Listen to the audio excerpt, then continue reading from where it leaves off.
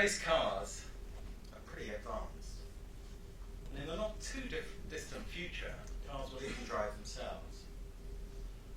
Now the automotive industry had a reputation for being slow to innovate, adapt, and change. After all, if you compare the progress of the automotive industry with the aviation industry over the first 100 years, that comparison, that reputation has some validity. But we live in an age of digital Darwinism, where technology and society is evolving at a greater rate than ever before. And industries and companies need to adapt or die. Now let's compare the progress of the automotive industry with that of the tobacco industry. While technology has changed pretty much everything in our lives, smoking has remained the same. And while everything else has got smarter and more intelligent, smoking has not. That's why I believe we are at the foothills of a digital revolution.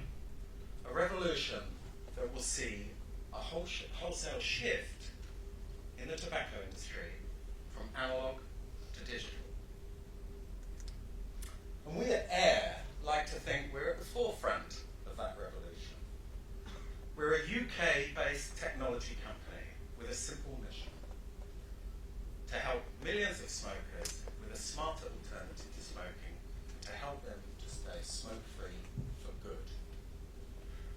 Over the last 4 years, our team of designers and technologists have been pushing forward the barriers and the boundaries of what is possible to develop a better alternative.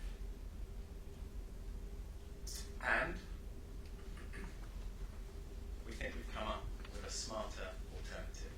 Ladies and gentlemen, I introduce you to AIR. It's incredible to think that smoking, for all the billions that are spent on it, hasn't really changed much in 100 years. Every other aspect of our lives has become more intelligent, but not smoking. And we're just not happy to keep it that way. So, with a mission to eradicate smoking, we set out to reinvent it for the modern age. And in doing so, created AIR, the smartest equipment. We've pushed the boundaries of what is technically possible to create the most advanced experience imaginable. One that is beautiful, effortless, and for the first time, intelligent. From how it looks, to how it performs, and to how it informs, AIR is intelligent in every way. And with over 100 patents for innovation, AIR marks something of a revolution. Intelligent smoking. Imagine that.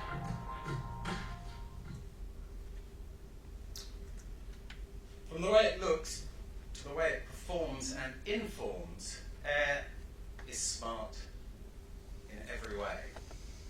And with over 100 patents for innovation, we think that AIR is something of a technological breakthrough. But it's not technology for technology's sake. Over the last few years, we've engaged with literally thousands of smokers to understand what are the barriers preventing them from switching. And they told us they're not proud to vape in public. They don't like the way the products look.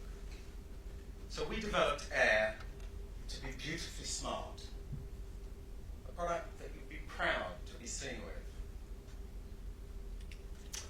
A device crafted from the ritual of smoking that people know and love. And smokers also told us they don't want to deal with the hassles. They don't want to deal with coils and wicks and ohms and watts. They don't want to deal with leaks and recharges.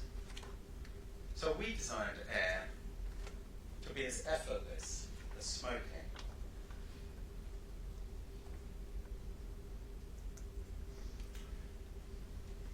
Within AIR's case, there's a tiny electronic micropump. So when the user puts the vaporizer back into the case, we automatically fill the vaporizer with e-liquid and we charge with power. Air automatically monitors itself and gives the user a nudge via the app when a tip is due for replacement. And with Air's unique discrete mode, users can subtly vape as and when they want to. Smokers also told us to bring this technology to life, we've partnered with an industry giant, Millington.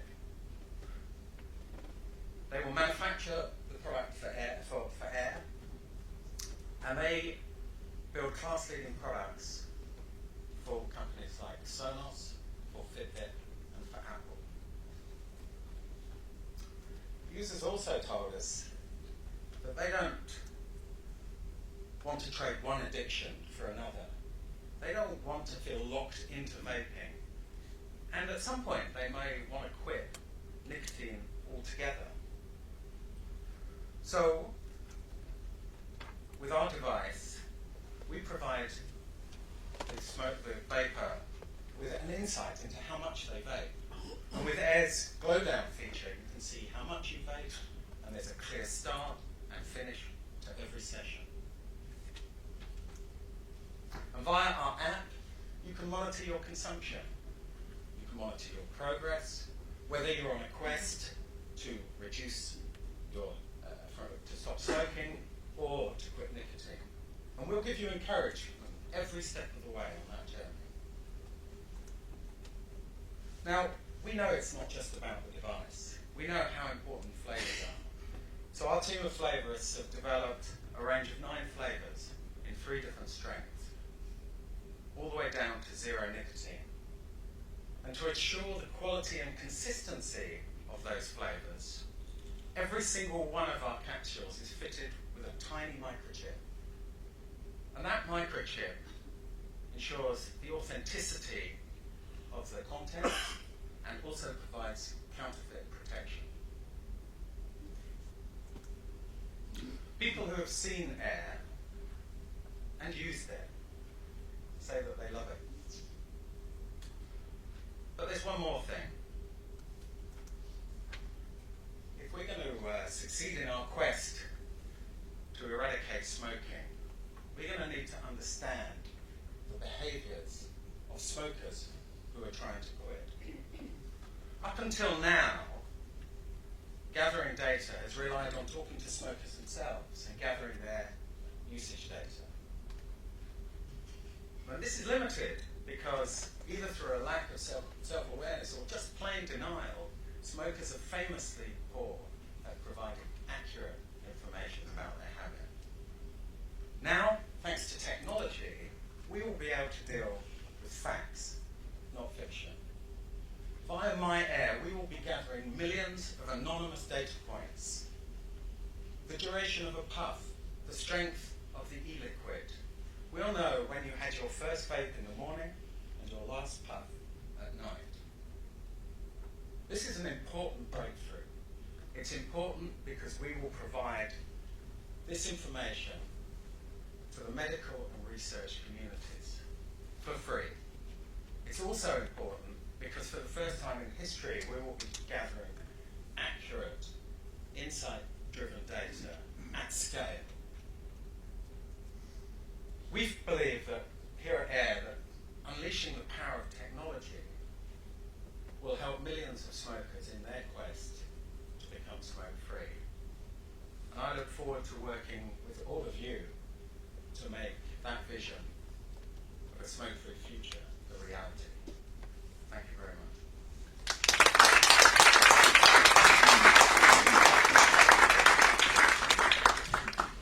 Clive, thank you very much indeed. Shows you the capacity of technology and how it moves on at such a rate. Everything seems to be smarter than me these days, but that's probably not saying anything. To our second speaker now, Danny Sohota. Danny is the MD at Real Trading Limited, a specialist distributor of e-cigarettes, e-liquids and accessories. He's working with multiple brands such as E-Lights, Liqua Lights and Blue. Real Trading is developing the e-cigarette category to suit retailers' differing needs and their customer base. Danny, over to you.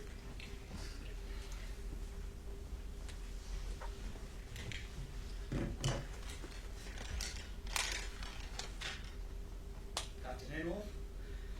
Wow, what can I say? I didn't want to go second. I wanted to go first after lunch, but here we go. Real Trading, so who are we? We were established in 2011, so we've been around for a number of years. Why were we set up? To distribute the E-Lights brand at the time. So I know earlier we were talking about Generation 1 products, Generation 2 products. E-Lights came to us and said, we've got this fantastic new product that we want to put into convenience retail. Can you help us with it?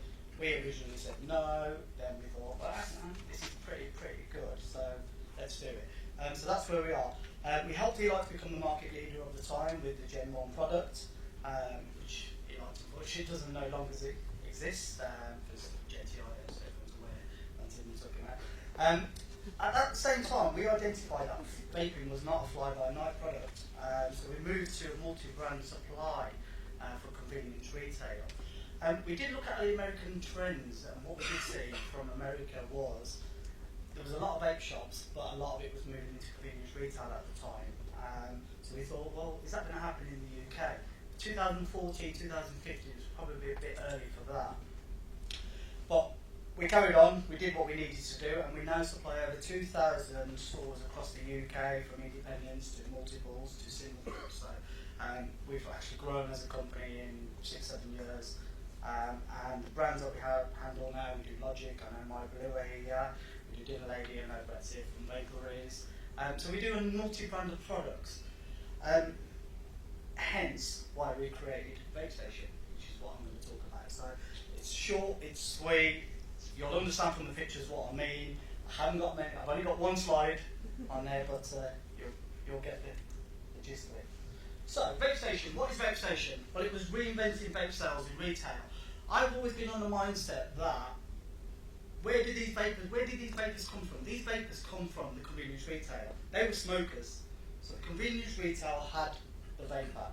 They turned it, using that Generation 1 products of E-Lights, Lights, they turned them smokers into vapors. But why didn't convenience retail keep them? Because convenience retail didn't keep up with the emerging products, as in e-liquids and hardware and everything else. So where did all these vapors go? All these vapors went online, or they went on to vape stores and everything else. And what we've seen lately in the last 12 to 18 months is, as these vapors are maturing as vapors, they're coming back into convenience retail. Hence why we created Vape Station. Now, what is Vape Station? Vape Station is for convenience retail. It's a category approach towards convenience retail. So, what have you got on there? You've got probably 12, 13, 14 brands on there. You've got the best sellers from Dinner Lady, I know Dinner Lady are in the room. Dinner Lady's, their lemon tart, that's on there.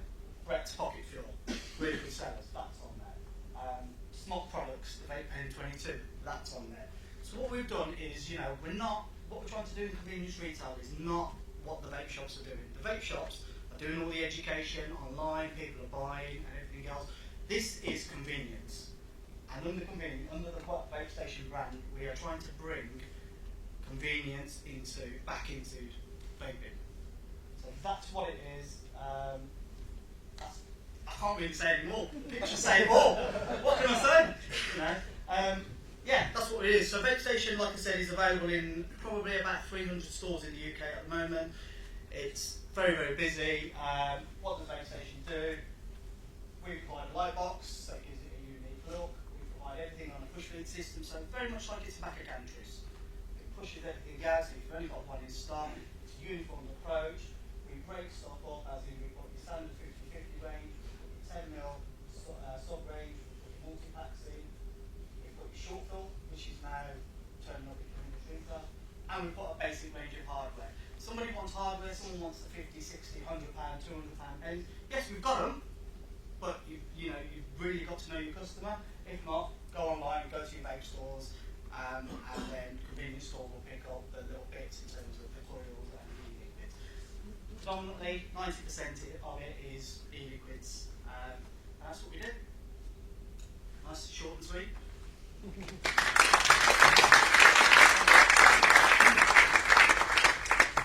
Danny, thank you very much indeed. Another example of next-gen thinking, certainly for the retail space.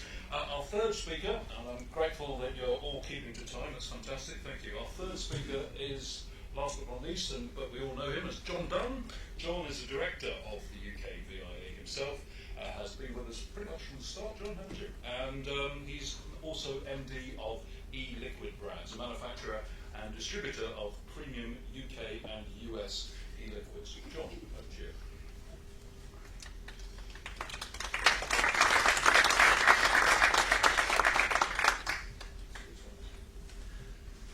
I'm going to kind of talk to you under two different hats today. First of all, as being somebody involved in the industry, but also somebody who's watched the industry grow over the last 5 to 6 years. And it was funny, I talked to a couple of you over lunch, a lot of the problems that we talked about this morning with convenience, these were the same problems we talked about 5 years ago. It was education, it was availability, it was encouraging those more mature users to come into this industry, and we still face that challenge today. I think as an industry, the UKVIA has been a godsend over the last 2 years. It's shown that different industries can come together and work as one. Going back to Chris's point earlier on, this is now all about innovation. We need to move this industry forward. We need to come up with different ideas. We need to think about things differently. This is not the same as every other industry we've been involved with. So from a convenience sector, we need to change buyers' buying habits. We need to change the way they do business. And what I see going forward is that vape shop in the middle of Tesco's, right? It's making that inconvenient purchase more convenient. Vape shops can only do so much. We've seen volume stall in the convenience sector, or not grow at the pace it should be growing. Again, this is because they haven't really embraced or understood the category. So one of the things that I challenge buyers out there to do, and we're hoping we have some of them here today, is to let the vaping industry help them. Let's take that problem away from them, okay? One of the challenges that large convenience has is they have a buying pattern of 1 or 2 product introductions a year. But we're in an industry that changes on a monthly basis, okay? They can't keep up with it. So again, having that cooperation with manufacturers, with new technology coming to the marketplace, embracing vaping as part of their business, and allowing us to partner with them to control and help with their product selection, with speeding up their inventory levels. And we're starting to see that in the smaller convenience sector through what Danny's doing with his group. I know Richie is doing it with some of theirs. And they've seen the growth coming from those stores. They've seen a major increase in the revenue being generated by these stores. But it's all about making the product more appealing, making that environment where people are comfortable buying this. From the data we saw today, the majority of our customers that we're not attracting are female. Do they really want to go into a store that's got vape coming out, billowing out of the front door, or somebody with a Black & Decker drill making the wrong coils on the car? That's not what they want to see. They want to see clean, inviting stores. They want that Apple-esque feeling. And we're starting to see that trend develop. I think from the UKVIA's perspective, looking at this room today, the diversity of companies that are here, both members and non-members, which I think is more important, we're seeing the need for companies to come together to think this problem through. This industry it still is in infancy, but people think that we can't work together. They don't think that we can cooperate, but we have to. If we're going to survive in the future, we have to do that. One of the things that's going to be needed is investment, right? A lot of our companies are small SMEs. We've got larger corporations involved. We've got pharmaceutical companies looking at it from the outside. Whether that's a good thing or not, we'll have that debate later. So, from that perspective, we need to have that control. So, one of the things that I would like to invite is anybody in this room who's not a member of the UKVIA, here's ourselves, bitch, please get involved, whether it's from a supplier's perspective, whether it's from a membership perspective, and let's move this organisation forward. Let's move that innovation forward.